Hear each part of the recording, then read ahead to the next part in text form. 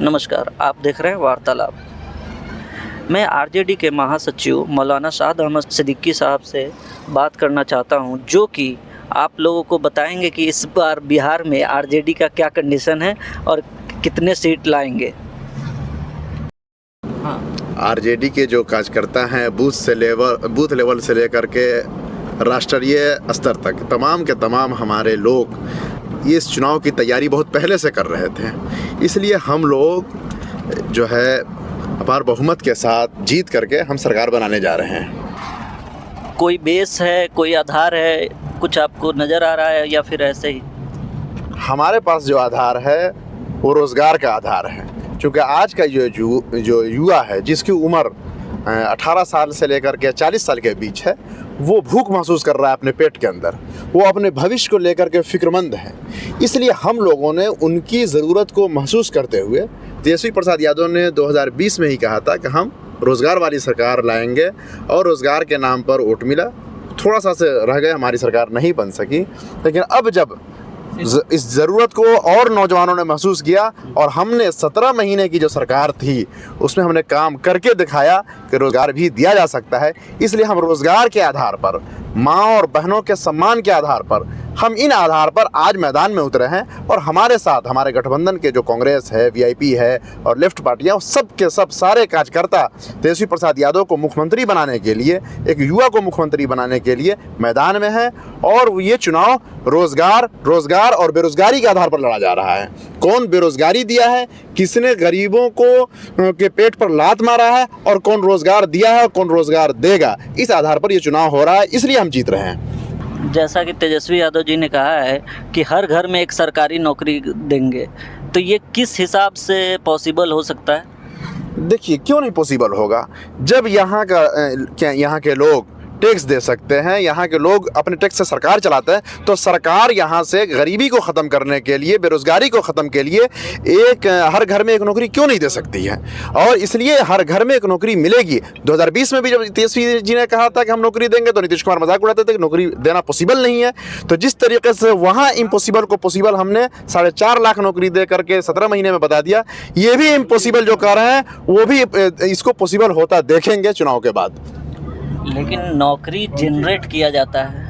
नौकरी का, जैसे कि तेजस्वी यादव सिर्फ कह रहे हैं, वादा कर रहे हैं, बड़ी बड़ी बातें कर रहे हैं, लेकिन उन्होंने कोई आधार नहीं बताया है कि कैसे नौकरी या एम्प्लॉयमेंट जनरेट करेंगे। इसलिए आधार नहीं बताया गया है कि हमारे जो है योजनाओं की चोरी हो रही है, नकल हो रही है।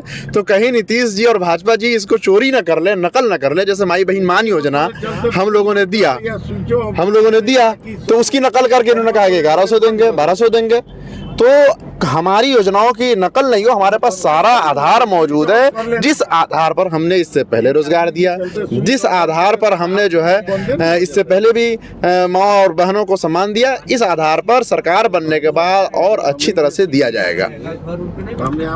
दिल्ली में जब सुविधाएं दी जा रही थी तो बीजेपी और भी लोग कह रहे थे कि फ्री का रेवड़ी बट रहा है। तो यहाँ तो सीधा पैसा ही देने का सब पार्टी अपना अपना अनाउंसमेंट कर रहा है, तो इसको फ्री का रेवड़ी नहीं कहेंगे। अगर बीजेपी फ्री का रेवड़ी बांट रही है तो कहीं ना कहीं आरजेडी भी उसमें पीछे नहीं है। देखिए, आरजेडी जो है ना फ्री का रेवड़ी नहीं बांटते। आरजेडी जान रही है कि ये गरीब प्रदेश है, यहाँ जो है पढ़े लिखे लोग हैं जो दूसरी जगहों पे जाके काम कर रहे हैं, इसलिए फ्री का रेवड़ी ने उनको रोज़गार दिया जाएगा और वो काम करेंगे। उनको जो है ब्लॉक में, स्कूल में, विद्यालय में जॉब मिलेगा, वो काम करेंगे, उनको उस बुनियाद पर उनको तनख्वाह मिलेगी, उनको पेमेंट मिलेगा। फ्री का रेवड़ी कहाँ है? और अगर भारतीय जनता पार्टी अगर हमको ये कहे कि फ्री का रेवड़ी बांट रहे हैं, तो वो तो मजाक उड़ा रहे हैं इस देश की जनता का। तो कैसे इस देश की जनता से वो ऊँट की उम्मीद रख रहे हैं? बिहार में प्रशांत किशोर के जन स्वराज का बहुत अभी माहौल बना हुआ है, तो आपको क्या लगता है कि आरजेडी को ज़्यादा नुकसान है या बीजेपी को? देखिए, वो क्या कहते हैं, वोट इलेक्शन लड़ने का सबको अधिकार है, लेकिन इलेक्शन जो लड़ा जाता है उसकी काफ़ी तैयारियां की जाती है। तो प्रशांत किशोर जी बिना तैयारी के इधर उधर से कैंडिडेट उठा करके जो है नॉमिनेशन करवा रहे हैं, तो बहुत सारे उनके कैंडिडेट तो का नॉमिनेशन रद्द हो जा रहा है और बहुत सारे लोग खुद अपना नाम वापस ले रहे हैं। कैंडिडेट का नॉमिनेशन रद्द तो आरजेडी में भी हुआ है। ठीक है, हुआ है, किसी टेक्निकल प्रॉब्लम के आरजेडी में नहीं हुआ है, हमारे सहयोगी दल के किसी कैंडिडेट का हुआ है। तो वो अभी किशोरावस्था में, प्रशांत जी किशोरावस्था बोलते हैं जो 12 साल से 18 साल के बच्चे को, तो अभी राजनीति में वो किशोरावस्था में, अभी उनको संघर्ष करना है और आगे अगर उनकी योजनाएं जनता को समझ में आएंगी तो जनता वोट देंगी। इस इलेक्शन में तो इंडिया वर्सेस इंडिया है, हम इसी आधार पर जो है चुनाव हो रहा है। आरजेडी ने इस बार 18 मुस्लिमों को टिकट दिया है, क्या आपको लगता है कि 18 मुस्लिमों को टिकट देना वाजिब है? आरजेडी ही वो पार्टी है जिसने मुसलमानों के लिए पॉलिटिकल एम्पावरमेंट का काम किया है। आप देख लीजिए, जब आरजेडी की सरकार रही है, कई मंत्री रहे हैं हमारे मुस्लिम। इससे पहले जो अभी 17 महीने की सरकार थी, उसमें हमारे ज़िला के डॉक्टर शमी मोहम्मद साहब लॉ मिनिस्टर थे और भी कई मंत्री थे, तो साहिल मंसूरी थे, और भी उससे पहले की भी सरकारें थी। केंद्र में भी अली अशरफ फातमी साहब को लालू प्रसाद यादव ने जो है मानव संसाधन मंत्रालय में राज्य मंत्री बनाया था। तो मुसलमानों के एम्पावरमेंट की बात सिर्फ लालू प्रसाद यादव और तेजस्वी यादव और राष्ट्रीय जनता दल ही करती है। आप याद कीजिए, मुसलमानों को टिकट देने की बात नहीं, मुसलमानों के मसाइल पर संजीदा कौन है ये देखिए। CAA NRC आया, लालू प्रसाद यादव ने जो पटना में जो है आंदोलन किया, बड़ा आंदोलन किया, और जो है जहाँ जहाँ शाहीन बाग के तर्ज पर पूरे बिहार में, जैसे हमारे ढाका में आज़ाद बाग बना, सब में राजद के कार्यकर्ताओं ने बढ़ चढ़ करके हिस्सा लिया। उसके बाद वक्फ का कानून आया, तमाम के तमाम लोग घर में घुस गए। राष्ट्रीय जनता दल ने ज्वाइंट पार्लियामेंट्री कमेटी के सामने भी अपनी बात रखी और उसके बाद राष्ट्रीय जनता दल ने बड़ा आंदोलन किया और जो है किसी भी तरीके से इस वक्फ कानून को रोकने की कोशिश की। तो हम ये बोल रहे थे कि जब CAA NRC का कानून आया तो ढाका के आज़ाद बाग में हमारे राजद के कार्यकर्ताओं ने कई दिन तक धरना दिया। उसमें सर्वे सर्वा उसमें करता धरता हमारे जिला अध्यक्ष, जो आज राष्ट्रीय जनता दल के हमारे पूर्वी चंपारण 2 यानी मधुबन के जिला अध्यक्ष नूर आलम खान, वो थे, रोज़ काम कर रहे थे। इसी तरीके से क्या कहते हैं, यह वक्फ का कानून आया तो राष्ट्रीय जनता दल ने मुस्लिम तंजीमों, all India Muslim personal law board, Imarat Shariah, Jamiat Ulama, जमात अहले हदीस और शिया जमात, इन तमाम लोगों के मशवरे से एक मुश्तरका जो है महाज बनाया और जॉइंट पार्लियामेंट्री कमेटी के सामने अपनी बात रखी मजबूती के साथ। और यही नहीं, दस्तखत कैंपेन चलाया और उसके बाद पार्लियामेंट के अंदर गर्दनी बाग धरना हुआ।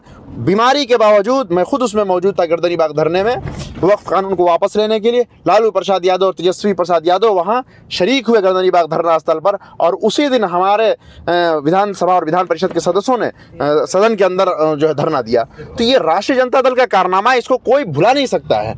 2 सवाल आता है। पहला कि आपने जिला अध्यक्ष नूर आलम खान का नाम लिया, वो इस बार ढाका विधानसभा से उनका भी नाम आ रहा था कि टिकट मिलेगा, तो उनको टिकट ना मिलने पर आपको कितना सही और कितना गलत लगता है, क्योंकि वो भी उतने ही डिजर्विंग हैं?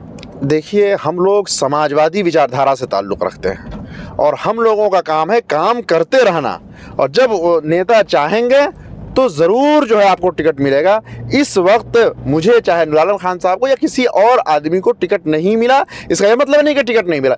ये जो जिससे क्रिकेट मैच में एक बैट्समैन होता है, एक बॉलर होता है और फील्डिंग करने वाले लोग सब मिल करके जो है जीतते हैं, तो इस मर्तबा भी हम सब के सब मिल करके और पूर्वी चंपारण ज़िला में नूर आलम खान साहब के नेतृत्व में ही ये चुनाव लड़ा जा रहा है। उनके नेतृत्व में हम ज़्यादा से ज़्यादा सीटें जीत करके तेजस्वी प्रसाद यादव जी को मुख्यमंत्री बनाने जा रहे हैं। आपसे मैं सवाल ये पूछूंगा, मुसलमान का सवाल इसलिए पूछ रहा हूँ कि कहीं ना कहीं आपसे जुड़ा है।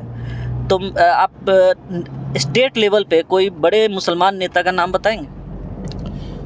देखिए, नेता मुसलमान तो हैं और बहुत सारे लोग हमारे मुसलमान और यादव की राजनीति करती है आरजेडी, इसलिए मुसलमान का मैं आरजेडी इस वक्त जो है समाजवादी विचारधारा की सबसे मजबूत पार्टी है। और समाजवादी विचारधारा जो है के जो नेता हैं बड़े पूर्वज हमारे थे, उसमें यूसुफ महर अली थे जो स्वतंत्रता सेनानी थे, जयप्रकाश नारायण थे, डॉक्टर राम मनोहर लोहिया थे, कर्पूरी ठाकुर थे, और आज इन तमाम लोगों के विचारधारा को लेकर के लालू प्रसाद यादव जी चल रहे हैं। तो उस पार्टी में मुसलमान अभी के समय में कौन है मुसलमान नेता? सब बहुत सारे मुसलमान हैं। हमारे अब्दुल बारी सिद्दीकी साहब हैं, अली अशरफ फातमी साहब हैं, और इसी तरीके से बहुत सारे लोग हैं जो हम और मुसलमान क्या और तमाम समुदाय में, और मुस्लिम तो ज़्यादातर हमेशा लालू यादव के साथ रहा है और आगे भी रहेगा। जब मुसलमान का 1-2 नाम आप गिनाए बड़े नेता में या फिर स्टेट के नेता में, तो उप मुख्यमंत्री के नाम में एक भी उनका नाम क्यों नहीं था? देखिए, हम लोग मुख्यमंत्री बनाने की लड़ाई लड़ रहे हैं, उप मुख्यमंत्री नहीं। जब मुख्यमंत्री बनेगा तो उसके कैबिनेट में जिस तरीके से पहले ज़माने में बहुत सारे मुसलमान थे, इस मर्तबा भी मुसलमान रहेंगे। और अगर आपकी ख्वाहिश होगी और हम लोगों ने मेहनत से काम किया तो उप मुख्यमंत्री भी मुसलमान रहेंगे। मुख्यमंत्री का तो अनाउंसमेंट हो चुका है। नहीं, कहीं अनाउंसमेंट नहीं हुआ, किसी को उप मुख्यमंत्री का अनाउंसमेंट नहीं किया गया है, बिल्कुल नहीं। वीवीआईपी के जो वो भी हमारी तरह मेहनत कर रहे हैं, संघर्ष कर रहे हैं, वो भी कैबिनेट में रहेंगे। अगर सरकार बनेगी तो उप मुख्यमंत्री का भी किसी को जो है अनाउंस नहीं किया गया है पार्टी की तरफ से ऑफिशियल, बल्कि उन्होंने भी कहा है कि हम उप मुख्यमंत्री बनने की लड़ाई नहीं, हम इस वक्त मुख्यमंत्री बनाने की लड़ाई लड़ रहे हैं। मुकेश सहनी जी ने भी कहा है। अभी ये कयास लाया जा सकता है कि मुसलमान या कोई और भी बन सकता है उप मुख्यमंत्री। मुस्लिम मसाइल को जो है राष्ट्रीय जनता दल ने हमेशा से जो है प्राथमिकता दी है। इस मर्तबा सरकार बनने के बाद भी जो हमारे मुद्दे हैं उसको जो है प्राथमिकता दी जाएगी और उसको हल किया जाएगा। कैबिनेट में भी मुनासिब जगह मिलेगी। धन्यवाद।